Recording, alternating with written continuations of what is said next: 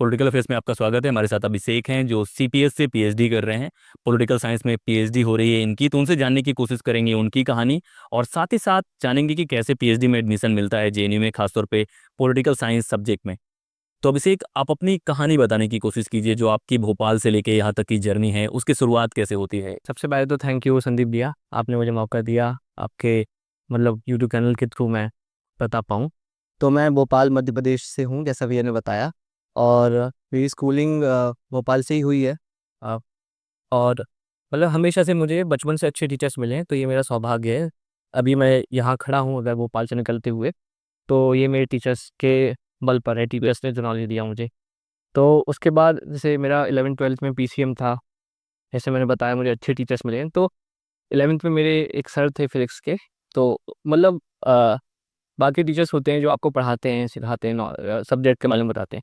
कुछ ऐसे होते हैं जो इंस्पायर भी करते हैं, बिल्कुल आपको लाइफ में लाइफ लेसन्स देकर जाते हैं। तो मैं उनको एट्रीब्यूट करूँगा कि उन्होंने काफ़ी कुछ मुझे इंस्पायर किया लाइफ के बारे में। उन्होंने हमेशा ये मतलब मुझे देखते हुए उन्होंने यही कहा कि अच्छी जगह से हमेशा से पढ़ना चाहिए। तो पहले मेरे मन में ऐसा कुछ गोल नहीं था कि मुझे बहुत आगे तक जाना है पढ़ाई में, या बड़ी इंस्टीट्यूशन से, सेंट्रल यूनिवर्सिटी से, यहीं से कहीं से पढ़ाई करनी है। लेकिन जब मैंने अच्छे से परस्यू किया 11th में 12th में, खासकर फिजिक्स उनके अंदर, तो ये इंस्पिरेशन मेरे अंदर जागी। और ऐसे ही उसके बाद मैंने स्ट्रीम चेंज किया, पॉलिटिकल साइंस में बीए ऑनर्स किया मैंने भोपाल से ही। और वहाँ पे भी मुझे बहुत अच्छे टीचर्स मिले। स्ट्रीम चेंज करने का कारण ये था कि मुझे यूपीएससी में जाना था। कुछ नहीं, फिर ग्रेजुएशन हुआ मेरा। ग्रेजुएशन के बाद सीयूईटी पीजी का फॉर्म मैंने भरा और और जेएनयू में ली। जेएनयू पहला सवाल ये होगा कि आपके फिजिक्स टीचर का नाम क्या था, कि अगर किसी ने आपकी ज़िंदगी बदली है तो मैं चाहता हूँ सबको उनका नाम पता चले, सर को भी पता चले। क्या नाम था सर का। उनका नाम दीपक नागर था। हाँ। और अगर वो अभी देख रहे हैं इस वीडियो को या देखेंगे, तो मैं आपका आपका जो पढ़ाया हुआ छात्र है, या जो कह लें आप, वो जेएनयू तक पहुंच चुका है और सेंटर फॉर पॉलिटिकल स्टडीज़ में पीएचडी कर रहा है, जो कि एक बेहतरीन सेंटर है। मैं भी उसी सेंटर से पीएचडी कर रहा हूं। तो ये आपके लिए और आप जैसे जितने भी टीचर्स हैं जो स्कूल में पढ़ाते हैं और बहुत सारी ज़िंदगियां क्रिएट करने की कोशिश करते हैं। मैंने बहुत बार पहले बोला हुआ है कि इस देश में कोई पॉलिटिशियन, कोई नेता ये बोले कि वो देश बदल देगा। इस देश में सबसे ज़्यादा देश कोई बदल सकता है तो वो स्कूल के टीचर्स हैं। मेरी एक मैम हुआ करती थी, हम सबकी कोई ना कोई होता है जो ज़िंदगी बदलता है, और ऐसे टीचर्स होने चाहिए।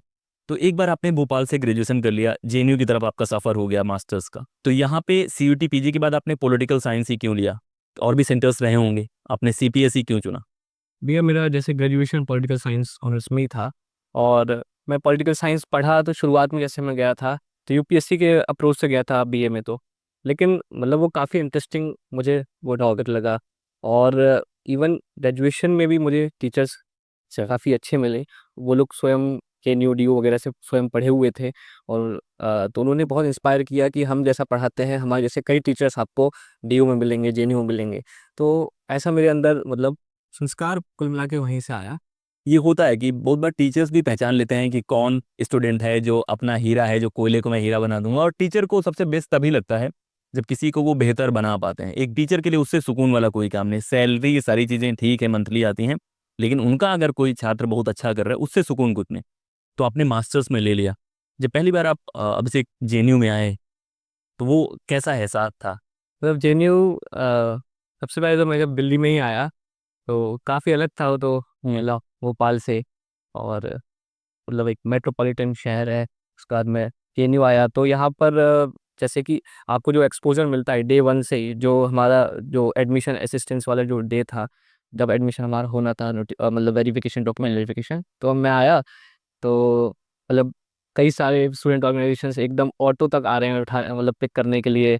आप रजिस्ट्रेशन करा रहे हैं, सब करा रहे हैं। और काफ़ी रोबस्ट, और आमने सामने स्टूडेंट ऑर्गेनाइजेशंस, उनका कैंप्स लगे हुए हैं। इतना और अच्छा काफ़ी माहौल था। फ्रेंडली रहता है। तो बिल्कुल। अकेले आए थे, आपके पेरेंट्स के साथ आए थे। मैं अकेले ही आया था। अकेले भोपाल से हाँ। आया था। तो जब शुरू में आए होंगे तो दिल्ली बहुत क्राउडेड नहीं लगा आपको। हाँ, एक्चुअली हॉस्टल्स भी उस समय हमको लेट मिले थे काफ़ी। तो मेरे रिलेटिव रहते हैं नोएडा में, तो मैं अप डाउन करता था। तो मेरा फर्स्ट सेमेस्टर मैं अप डाउन में गया। और ये बात आपकी बिल्कुल सही है। अ, वो सफ़र ही काफ़ी वैसा हो जाता है, चलनी हो जाता है। तो एक बार तो आपने मास्टर्स में यहाँ एडमिशन ले लिया। हाँ। आप भोपाल से ग्रेजुएशन करके मास्टर्स में जब यहाँ आते हैं, यहाँ आके लगा कि गलत फंस गए हैं। हाँ, बहुत ज़्यादा हेक्टिक हो जाता था एट टाइम्स। और चूंकि मैं अप डाउन भी करता था, तो उसमें भी 1.5 घंटा तो मेरा ट्रैवल में ही जाता था। आपने सही कहा कि मुझे याद है विदुर मैम की जो फर्स्ट क्लास थी वो पढ़ा रही थी कंसेप्ट्स। तो मतलब शुरुआत के 1-2 लेक्चर्स सर के ऊपर से ही जाते हैं, आप कितना भी पढ़ के आए हो। इसीलिए वो प्रोफेसर्स हैं। वही। मतलब वो सिर्फ टीचर्स नहीं है, वो प्रोफेसर्स हैं। वो पढ़ाएंगे तो कुछ सर के ऊपर जाएगा, लेकिन 2 साल बाद जब आप उनकी रीडिंग देखते हैं तो लगता है कि वो बेस्ट पार्ट था आपकी रीडिंग। और उनके बेस पर हम लोग मतलब आज भी मैं मतलब ये नहीं कह सकता हूँ कि पीएचडी में जैसे मेरा हुआ तो एमए में जो मैंने ग्रिल किया है कि प्रोफेसर्स, और एक तो यहाँ बात अच्छी है कि प्रोफेसर्स काफ़ी हेल्पफुल होते हैं। मतलब जितने वो सीनियर हैं उतने ही वो अप्रोचेबल हैं। और आप उनके कैबिन में जाओ, मिलो, बैठो उनके साथ, तो वो बहुत अच्छे से डिस्कस करते हैं।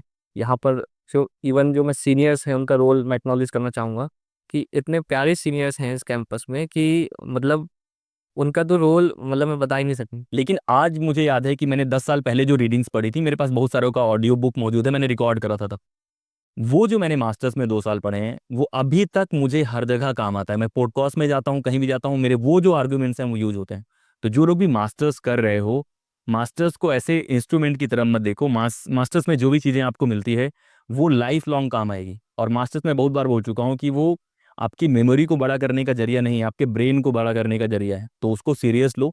तो ये तो आपके मास्टर्स की बातें होगी। और जेएनयू में क्या अच्छा लगा, दोस्त बनाए यहाँ पे। बिल्कुल, यहाँ बहुत अच्छे दोस्त बने। जैसा मैंने कहा, ये जो कैंपस है आपको बहुत कुछ देता है। पढ़ाई तो यहाँ पे है ही टॉप क्लास, लेकिन बाकी जो आपको एक्सपोज़र देता है, जो आपको लर्निंग जो आपको एक मिलती है इस एनवायरनमेंट से, तो वो मतलब आपको बहुत एक मैच्योर बनाती है, बहुत अच्छा बनाती है।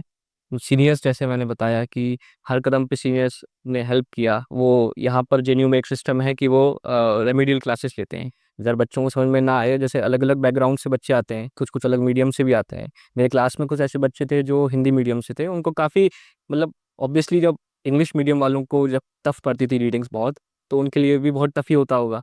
लेकिन सीनियर्स आके हिंदी में पढ़ाते हैं। और ये कितना अच्छा है। बहुत बार जेएनयू की खास बात ये है कि यहाँ पे सिर्फ यही नहीं है कि आपको पढ़ा दिया गया है, आप उसको ले पा रहे हैं नहीं ले पा रहे हैं, इसकी भी रिस्पॉन्सिबिलिटी टीचर्स साइड से भी होती है कि आपके सीनियर्स आएंगे, वो आपको एक्सप्लेन करेंगे, बताएंगे। और यहाँ और हर जगह लर्निंग होती है भैया। आप मेस में बैठे हुए हो, वहाँ जो डिस्कशंस हो रहे हैं मेस की टेबल पर, आप ढाबे पे बैठे हो, वहाँ पर कुछ ग्रुप डिस्कशंस हो रहे हैं, डिबेट हो रहे हैं, मतलब अलग अलग इश्यूज पर। तो हर जगह अगर आप यहाँ रिसेप्टिव हो, ओपन हो, तो आप कहीं से भी बहुत अच्छा सीख सकते हो यहाँ पर। तो यहाँ के इलेक्शंस में मजा आती है कि नहीं, बिल्कुल भैया। कैसा लगता है इलेक्शंस टाइम। इलेक्शंस का मैं तो ऐसे डिस्क्राइब करता हूँ क्योंकि मैं भी मतलब इलेक्शन में काफ़ी एक्टिव रहा हूँ। मैं तो ऐसे डिस्क्राइब करता हूँ कि अगर जेएनयू में आना है और जेएनयू को समझना है तो इलेक्शन के दौरान आओ। वो जो 15-20 दिन या 1 महीने का जो समय आता है, उस समय मैं तो ये कहता हूँ कि जेएनयू धरती से एक कदम ऊपर चलता है, क्योंकि इतना रोबस्ट, इतना जो समझ लो कि फीलिंग आपको लोकतंत्र का फेस्टिवल बोलते हुए इलेक्शंस को आता है, अगर रियल में फेस्टिवल्स देखने हैं तो आप जेएनयू आना है। यूनिवर्सिटी इलेक्शन देखा है तो जेएनयू आना ही चाहिए। सबको आना चाहिए, और जहां भी इलेक्शंस हो रहे हैं सबको वोट भी करना चाहिए। तो ये तो इलेक्शंस की बातें होगी। अब थोड़ा खाने के बारे में बातें करेंगे, फिर पीएचडी की तरफ आएंगे। आप भोपाल से हैं, वहाँ बहुत सारी बातें हैं जो खाने के लिए काफ़ी फेमस हैं। पोहा उनमें से एक है, इंदौर और वो सारी चीज़ें। यहाँ पे जेएनयू में खाना कैसे लगता है आप। और जैसे आपने पोहा कहा, पोहा मैंने काफ़ी मिस किया यहाँ पर। हमें और नाश्ते में पोहा मिलता है, और एक बात यहाँ के मतलब बच्चों की है कि नाश्ता तो ऑलमोस्ट सबका मिस ही होता है। मतलब हम लोग सो पाते हैं रात के 2 बजे तक, 1:30 बजे तक, और फिर मतलब नाश्ते के लिए उस समय तक नहीं उठ पाते हैं। और दूसरी बात, हाँ मतलब खाना यहाँ का मतलब मैं बहुत ज़्यादा अच्छा भी नहीं कहूँगा लेकिन बुरा भी नहीं कहूँगा, एवरेज है। और मतलब ये है कि हाँ वैरायटी अच्छी है, बस थोड़ा सा। पोहा की जो क्वालिटी है वो थोड़ा बेटर हो सकती है। बिल्कुल। और कोई भी एमपी का इंसान हो, उसको किसी भी हिस्से का अगर आप पोहा खिला देते हैं, वो कभी सेटिस्फाइड नहीं होगा। और जो एमपी का पोहा खाया है, एमपी अलग है, कुछ चीज़ें होती है वहाँ की फेमस। तो ये तो बातें हो गई फूड के बारे में। अब आते हैं आपकी पीएचडी जर्नी के बारे में, कि आपने जो पीएचडी का सफ़र किया। आप आए थे जब साइंस से सोशल साइंसेज में, तो आप यूपीएससी करने आए थे। हाँ जी। जब आप भोपाल में तो आप यूपीएससी करना चाहते थे। जब आप सीपीएस में आ गए थे, उस दौरान क्या बदलाव आया, क्योंकि सीपीएस और ऐसे जेएनयू के बहुत सारे सेंटर्स हैं जहां मास्टर्स में बच्चे बदल जाते हैं। बिल्कुल भी। उसके बाद क्या बदलाव आया उसको बताइए। बहुत बच्चे ये पार्ट मिस करते हैं, उनको लगता है कि एक सपना उन्होंने देखा था 10 साल पहले, तो वही सपना पकड़ के बैठना है। मैं चाहता हूँ कि ये जो प्रोसेस ऑफ चेंज है, कि जो आपका सपना बदला, कि ये भी लाइन ओपन है, उसके बारे में थोड़ा बताइए। देखिए भैया, जैसे ग्रेजुएशन में ही जैसे मैंने आपसे कहा था कि जो मुझे टीचर्स मिले थे उन्होंने बहुत मुझे प्रोत्साहित किया था, हेल्प किया था कि मुझे स्टडीज़ आगे परस्यू करनी चाहिए। और ये मेरे मतलब मेरे अंदर भी ये था, क्योंकि मेरा जो पढ़ने का तरीका है, जो मुझे जैसे मैं पढ़ता हूँ, मुझे ऐसा लगता है कि कोई भी टॉपिक मतलब बिल्कुल कॉम्प्रहेंसिवली पढ़ा जाए। तो तभी मतलब मुझे ज़्यादा अच्छा लगता है। और मैंने कभी ये सच में सोचा नहीं था कि मैं पीएचडी तक पढ़ाई परस्यू करूँगा। मैं यहाँ कैंपस भी आया था तो शुरुआत में तो इसी ख्याल से आया था कि यार मास्टर्स तो मैं कर ही रहा हूँ, साथ-साथ यूपीएससी को ही कंटिन्यू करना है। लेकिन जैसा कि यहाँ पर मतलब बिल्कुल यहाँ पे एक चेंज होता है। आपको तो सेंटर का जो यहाँ माहौल है, जो प्रोफ़ेसर्स हैं, मतलब आप जिनकी किताबें पढ़ते हुए ग्रेजुएशन में जिनकी किताबें पढ़ते हुए शेफाली झा मैम या विधु वर्मा एटसेट्रा, आप उनसे डायरेक्ट यहाँ पढ़ते हो क्लासरूम में, तो उसका इम्पैक्ट बहुत पड़ता है। आपकी समझ डेवलप होती है टॉपिक को लेकर। पहले पॉलिटिकल साइंस मतलब क्या था, केवल कुछ किताबों से पढ़ लिया एटसेट्रा। जब आप इतने दिग्गज प्रोफेसर से पढ़ते हो तो उस विषय में आपकी रुचि बढ़ती है। जेआरएफ मैंने फर्स्ट अटेम्प्ट दिया, उसमें क्वालिफाई हो गया और उसके बाद मुझे लगा कि अब पीएचडी भी एक अच्छा रास्ता है। ये बहुत बार होता क्या है कि ये अच्छी बात है, जब आप यूपीएससी की तैयारी कर रहे हैं, मैं भी कर रहा था, मैं सेम काफ़ी सिमिलर कहानी है हम दोनों की। मैं भी हिंदू से जब यहाँ आता हूँ तो यूपीएससी होता है, लेकिन 2 साल फिर मैं भूल जाता हूँ। उसके बाद आपको नई चीज़ें पता लगती हैं। ये वैसे ही है कि आपको कोई खाना पसंद है, लेकिन आप किसी नई जगह जाते हैं, आपको कुछ और बेहतर मिलने लग जाता है, तो आपको पुराना वाला ये नहीं कि आप उससे डिस्टेंस बना, लेकिन नया वाला भी अच्छा लगने लग जाता है। तो ये पीएचडी वाला एक बार आपने डिसाइड करा कि पीएचडी करना है, उसके बाद कितना चैलेंजिंग था? क्योंकि आपके साथ बहुत सारे आपके दोस्त रहे होंगे, बाहर से इतने लोग से कॉम्पिटिशन करना, तो उसके लिए मेंटली कैसे प्रिपेयर करा और फिर ये इंटरव्यू से लेके सारी चीज़ें कैसे करा? ये पीएचडी की जर्नी थोड़ी चैलेंजिंग होती है। उसका कारण ये है कि देख, एक तो मास्टर्स यहाँ पे बहुत जैसे मैंने कहा कि मतलब काफ़ी टफ है, खासकर सीपीएस में। तो आपके पास समय बहुत कम रहता है अदर एंगेजमेंट्स के लिए। लेकिन साथ ही साथ अगर आपको हायर उसमें एकेडमिक्स में जाना ही है तो मतलब काफ़ी चीज़ें होती हैं। जैसे एमफिल अभी बंद हो गया है, तो एक वो भी जो ओरिएंटेशन बच्चों का हो जाता था, मतलब अब वो भी उनको नहीं मिलता है। तो मतलब हम लोग ब्लैंक रहते हैं लास्ट सेमेस्टर में कि अब आगे क्या क्या क्या करना है, कैसे करना है, प्रोसेस नहीं पता होता अपना ज़्यादा। अपने एक्सपीरियंस से अगर मैं कहूँ तो लास्ट सेमेस्टर से ही आपको एटलीस्ट उसके लिए सीरियस हो जाना चाहिए, सीरियसली उसको परस्यू करना चाहिए।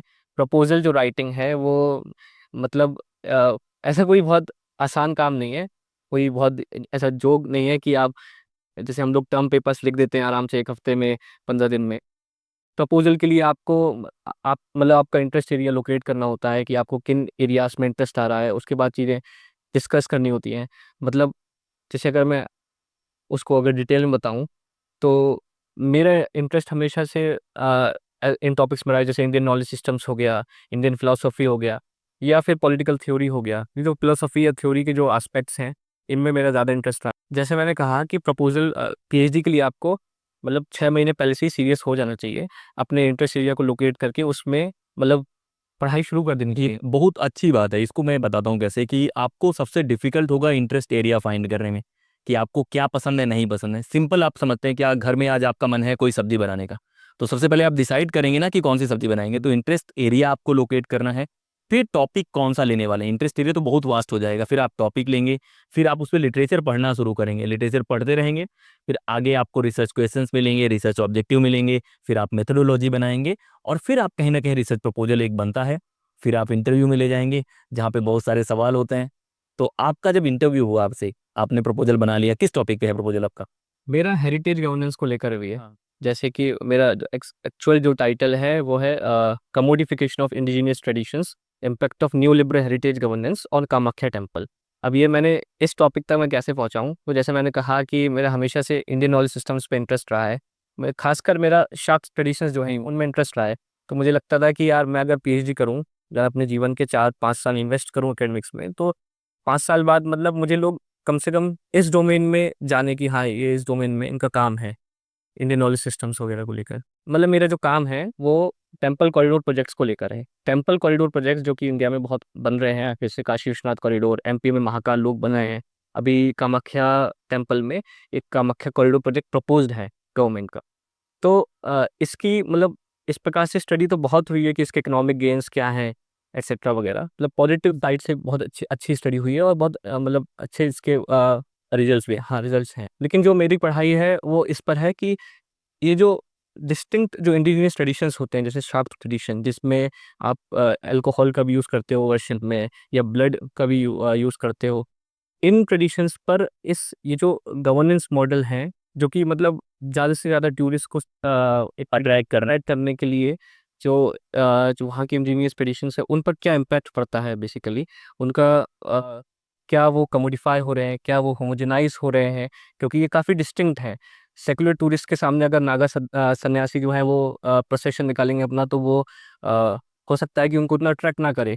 तो उन ट्रेडिशंस पे उसका क्या इम्पैक्ट है, एटसेट्रा एटसेट्रा, इसको लेकर हम रिव्यू पढ़ेंगे। इतना खूबसूरत टॉपिक है, मतलब जैसे आप किसी टॉपिक को सुनते हैं जो आपका इंटरेस्ट आता है, ये बहुत अच्छा टॉपिक है। इसका रीज़न बताता हूँ।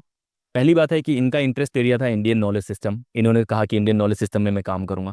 अब इनको लोकेट करना था कि मैं इंडियन नॉलेज सिस्टम, तो मेरे पास एक बेस है, वो नॉलेज है मेरे पास गेन है, उसको मैं कहाँ पे यूज करके कुछ देखना चाहता हूँ। जैसे आपने एक चश्मा ले लिया बड़ा सा, अब आपको कोई देखना है, आपने कोई दूरबीन ले ली, लेकिन क्या देखोगे वो भी डिसाइड करोगे। तो इन्होंने जो टेम्पल को लेके जो चेंजेस हो रहे हैं, मतलब टेम्पल और न्यू लिबरल इकोनॉमी का जो मिक्सचर हो रहा है, कि बहुत सारे मंदिर या जो भी रिलीजियस प्लेसेस हैं उनमें जो बदलाव आ रहा है, उनको मॉडर्नाइज करने के नाम पे या ज़्यादा टूरिस्ट अट्रैक्ट करने के नाम पे, इसका क्या इम्पैक्ट पड़ता है एक पर्टिकुलर ट्रेडिशन पे जो एक अलग तरीके से ऑपरेट करता है।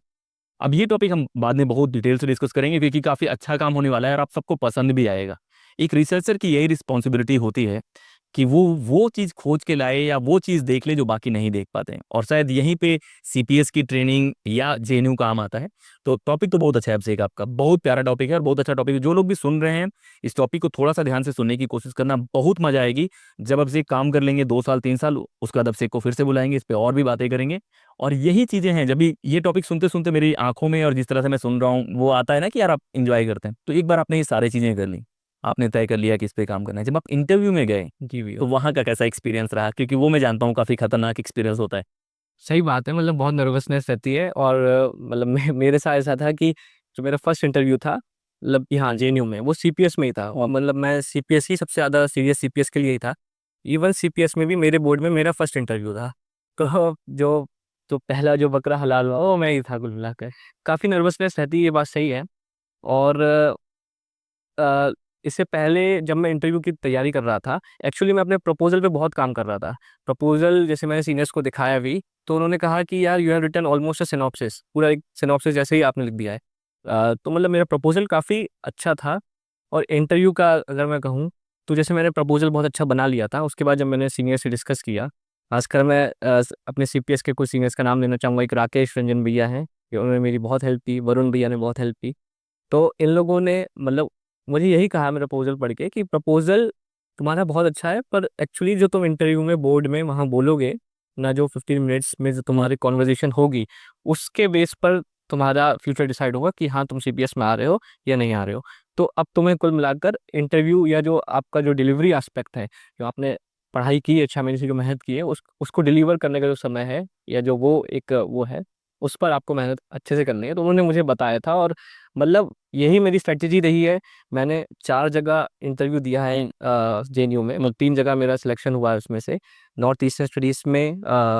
और इवन मतलब सिलेक्शन तो हुआ ही है, एक्चुअली मेरी रैंक्स लगी हैं तीनों सेंटर्स में। वाह। जैसे सीपीएस में मेरी अपने ईडब्ल्यूएस कैटेगरी में फर्स्ट रैंक था। इवन सीसीपीपीटी एसआईएस में एक सेंटर है, वहाँ पर फर्स्ट रैंक था। और नॉर्थ ईस्ट में मैंने इंटरव्यू दिया था, वहाँ सेकंड रैंक था। हम लोग और भी वीडियो बनाएंगे अभिषेक के साथ प्रपोजल को बनाने को लेके, ठीक है? अभिषेक के साथ ही है। अभिषेक और कुछ इंटरेस्टिंग बातें बताइए कि जो लोग।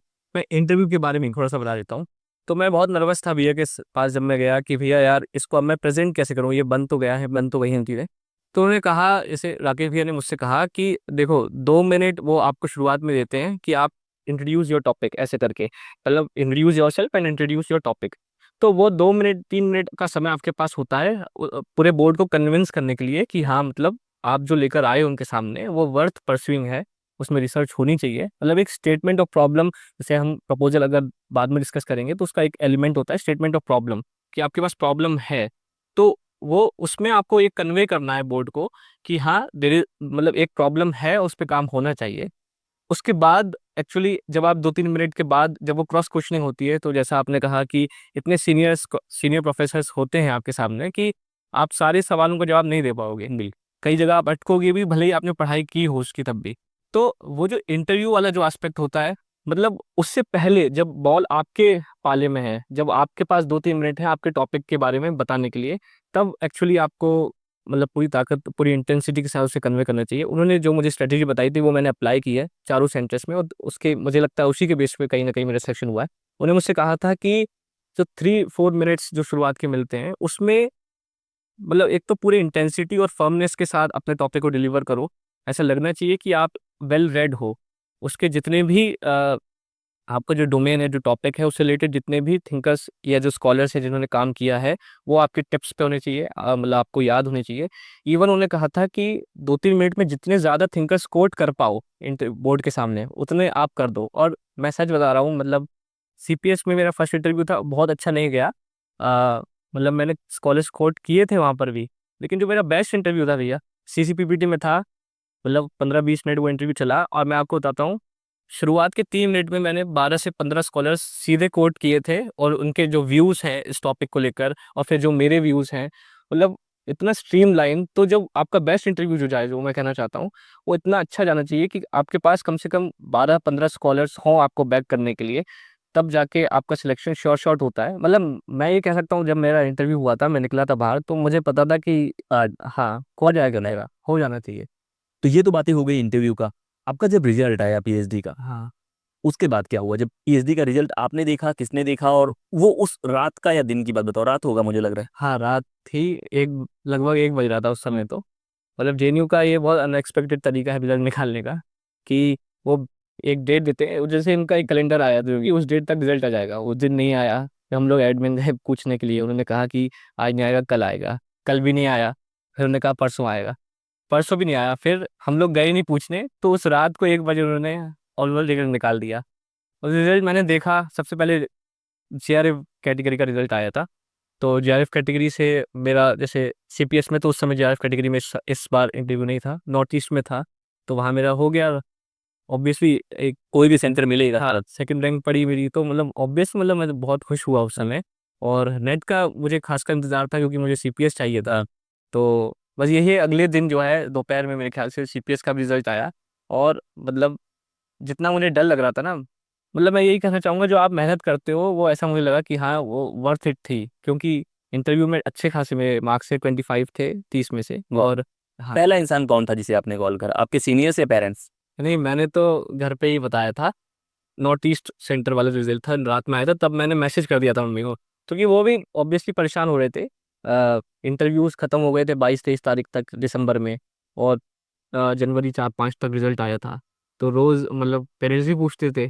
तो मम्मी ने उस दिन भी कहा था कि अगर रिजल्ट आ जाए तो फिर बताना। हाँ, मैसेज कर देना अगर रात में भी आए तो हमने मैसेज कर दिया था। फिर जब दोपहर में आया, तो जो मेरा सीपीएस में हुआ, ऑब्वियसली मैंने घर पे कॉल किया सबसे पहले, और पूरे घर को मैंने मतलब खबर दी कि हाँ, मतलब यहाँ मेरा हो गया है। वो तो बहुत अच्छा मोमेंट था सच में। तो अभी पीएचडी करते हुए काफ़ी इंजॉय कर रहे हैं आप। और अभिषेक ने खुद अप्रोच करा कि मेरे पास बहुत सारी बातें हैं बताने के लिए। मुझे बहुत अच्छा लगा अभिषेक का इंटरव्यू करते हुए, इतनी जानकारी हासिल करते हुए। ऐसी वीडियोस हम और भी लाएंगे अभिषेक। आपको मैं बहुत परेशान करूंगा, क्योंकि आपने बहुत अच्छा प्रपोजल बनाया है। मैं खुद भी पीएचडी स्कॉलर हूँ, हम दोनों सेम सेंटर से हैं, तब भी मैं कह रहा हूँ कि बहुत अच्छा प्रपोजल है, और बहुत अच्छे तरीके से अभिषेक ने आपको बताने की कोशिश करी है। हम लोग ऐसे ही वीडियोज़ ले आएंगे, बार बार आपको आना पड़ेगा। और बच्चे जो सुन रहे हैं, जो पेरेंट्स सुन रहे हैं, उनको भी लगेगा कि हाँ, ऐसी कहानी आनी चाहिए। तो इस वीडियो में इतना ही। लगातार हम लोग ऐसे वीडियोस लाते रहेंगे। जय हिंद।